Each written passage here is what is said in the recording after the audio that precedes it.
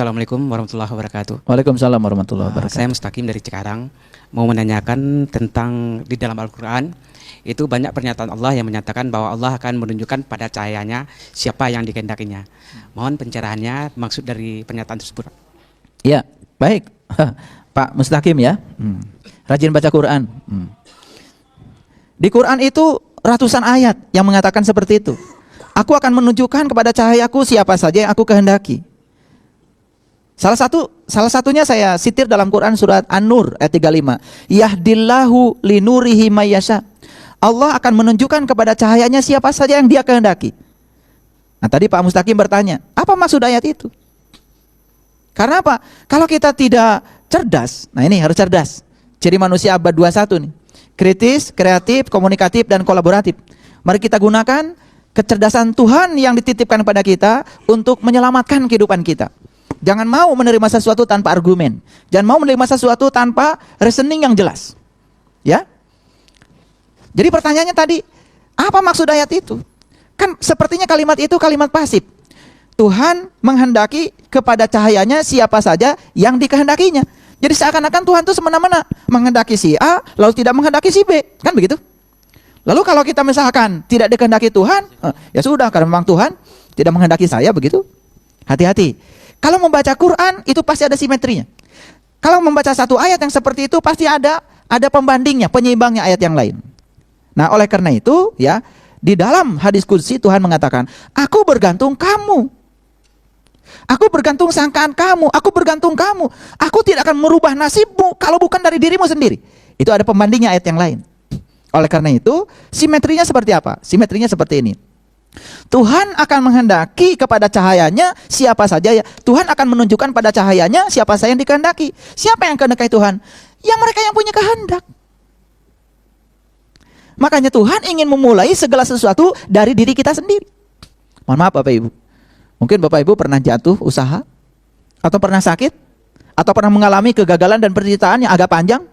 Apa doanya Bapak Ibu? Pasti doanya, Tuhan segera dikeluarkan aku dari segala penderitaan ini. Pasti begitu toh. Ada yang berdoa, Tuhan segera aku keluarkan dari rasa sakit yang menderita aku ini. Pasti begitu toh. Tuhan segera bangkitkan aku dari kegagalan-kegagalanku agar aku menjadi orang yang sukses. Pasti begitu. Tapi apa jawaban Tuhan? Kalau kita mendengar, Tuhan akan menjawab, sebetulnya kalau aku membangkitkan kamu sekarang, aku bisa. Tapi aku ingin agar kamu bisa bangkit lewat kamu sendiri. Karena tujuanku menghadirkan ini bukan untuk menguatkanku, kata Tuhan. Tujuan aku menghadirkan ini untuk menguatkan kamu. Buat apa aku ngasih ini padamu? Seandainya yang menyelesaikan masalah ini adalah aku sendiri. Jadi sama saja dengan guru, dia yang ngasih pertanyaan, dia yang menjawab. Kapan siswa jadi pinter? Ada nggak guru kayak gitu? Nggak, dia ngasih pertanyaan, dia ngasih jawaban. Tidak memberikan ruang kepada siswa untuk berpikir. Akibatnya siswanya tidak pintar. Betul nggak? Ayo Bapak Ibu, punya dosa waktu kecil. Waktu anak ibu ya sedang pakai kaos kaki atau pakai sepatu terbalik, pasti ibu nggak sabar. Lama, biar sama ibu saja. Lalu ketika anak mau pakai sepatu terbalik dirampas oleh kita dan dibenarkan oleh kita, anak kita kehilangan satu momen. Apa itu? Tidak bisa pakai sepatu yang bagus. Kenapa? Kan dia tidak merasakan pakai sepatu terbalik itu nggak enak, karena sempat dirampas haknya oleh kita. Kecil, tetapi itu sangat luar biasa. Itu sebabnya ada sebuah buku yang berjudul The Extraordinary Healing Power of the Ordinary Thing. Apa maksud buku itu? Kekuatan yang menyembuhkan luar biasa, tapi caranya biasa. Memberi izin kepada orang lain untuk menyelesaikan masalahnya sendiri, itu biasa, tapi hasilnya luar biasa daripada ditolong. Coba perhatikan, kupu-kupu yang keluar dari kepompong, dipotong kepompongnya, nggak bisa terbang. Tapi kupu-kupu yang keluar dari kepompongnya sendiri secara alami, sesuai dengan kodratnya dia dalam ruang dan waktunya dia bisa terbang dengan baik. Mengapa? Saat dia mau keluar dari kepompongnya, dia meronta-ronta. Dan saat dia meronta-ronta, sebetulnya apa yang sedang dikerjakan Tuhan di situ? Karena Tuhan sedang membuang kadar air di sayapnya. Dengan terus meronta-ronta, sampai suatu saat dia bisa keluar, sampai batas waktu bisa keluar, sayapnya tidak memiliki kadar air lagi. Dan ketika dia keluar, dia bisa terbang dengan bagus. Lihat kupu-kupu yang dibantu, sebentar terbang, sebentar jatuh. Pilih mana? Mau sebentar terbang, sebentar jatuh, atau bisa terbang melayang terus-menerus? Kan di situ. Itu Jadi kalau Tuhan mau, Tuhan maha berkehendak. Sekarang kita sakit sebentar juga kata Tuhan, udah aku sembuhkan. Tapi apa kata Tuhan?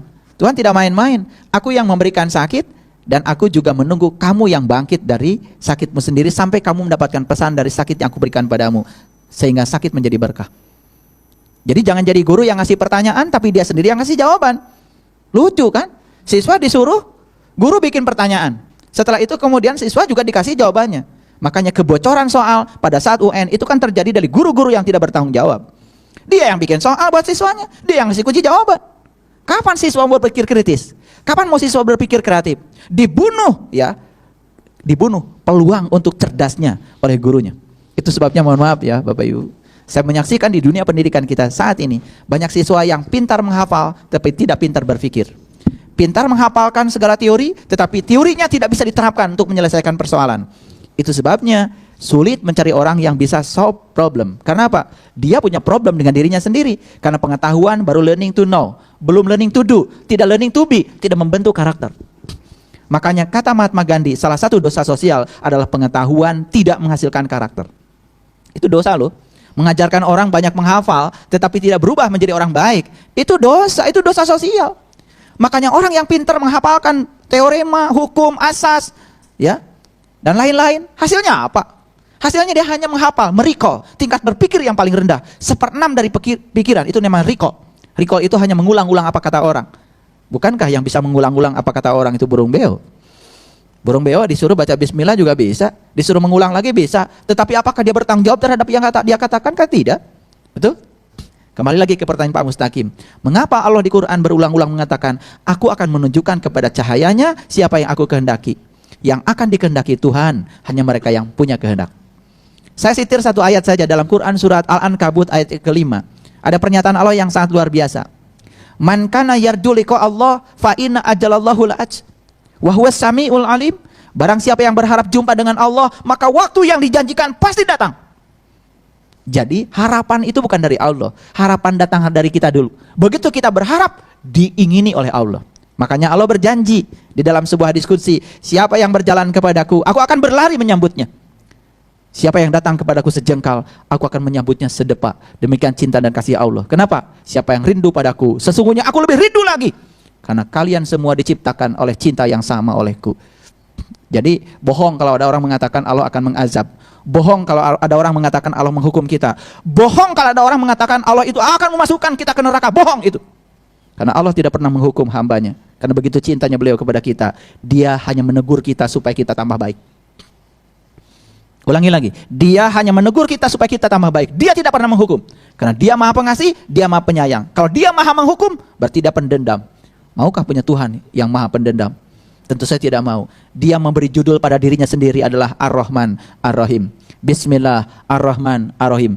Bukankah judul itu menjadi judulnya Quran? Dan judulnya semua kitab suci juga begitu. Judulnya adalah cinta dan kasih. Karena kita ini buah cintanya. Tidak mungkin dia kemudian menciptakan kita dengan cinta dan kemudian menghukum kita dengan amarahnya. Tuhan tidak pernah memiliki amarah. Tuhan menunggu kalian untuk pulang. Makanya kalian dikasih penderitaan, lewat penderitaan kalian pulang. Tuhan kasih masalah kepada kita, lewat masalah kita pulang. Tuhan kasih kesulitan kepada kita, lewat kesulitan kita pulang. Dan saya yakinkan, kalian ketika di puncak karir, ketika tidak ada masalah, mungkin tidak akan pernah bertemu dengan saya. Mohon maaf ya. Mohon maaf. Saya selalu ketiban rezeki seperti itu. Makanya murid-murid saya itu pasti berawal dari murid-murid yang bermasalah. Ketika di puncak karirnya, kaya, macam-macam lupa, pasti nggak ingat sama saya. Saya tanya kalian, kapan kalian butuh obat? Kapan? Saya tanya, ada obat mencret di meja. Kalian nggak mencret? Kalian abaikan tuh obat? Nyimpan aja udah nggak mau. Oh, saya lagi sehat. Tapi ketika kalian mencret, kalian akan cari-cari itu obat. Betul nggak? Betul nggak? Dan obat itu dibutuhkan ketika sakit. Jadi oleh karena itu, sakit itu adalah jalan pulang kita. Jadi untuk kalian-kalian yang hari ini dikasih oleh Allah kesulitan dalam kehidupan, sabar saja. Tekun saja untuk tersenyum pada setiap peristiwa yang terjadi. Karena di belakangnya Tuhan sudah menunggu kita. Dan Tuhan memanggil lewat penderitaan, rasa sakit, kegagalan. Karena biasanya orang di puncak karir pasti nggak ingat saya.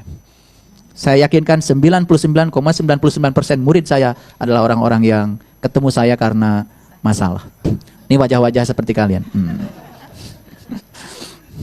Ya, kan baru ada kehendak. Begitu ada kehendak baru dikehendaki. Bisa dimengerti Pak Mustaqim? Ya, jadi tidak pernah pasif. Jadi sebetulnya kalau kita baca satu ayat, lihat simetrinya ayat lain. Di satu sisi Allah mengatakan, aku akan menghendaki ya hambaku kepada cahayaku sesuai dengan aku yang aku kehendaki. Di ayat lain Allah mengatakan, aku tidak akan merubah nasibmu kalau kamu tidak merubah dari dirimu sendiri. Jadi mengubah nasib itu mengubah pikiran dan perasaan kita. Sekali lagi, mengubah nasib mulai dari mengubah pikiran dan perasaan. Kalian banting tulang cari uang dari pagi sampai malam, dari pagi sampai malam, tapi tidak mengubah pikiran dan perasaan. Pikiran bisa menjadi blok mental kita, dan itu tidak akan pernah membuat kita sukses. Makanya rubah dulu pikiran dan perasaan, karena bahagia hanya bisa dicapai lewat kebahagiaan.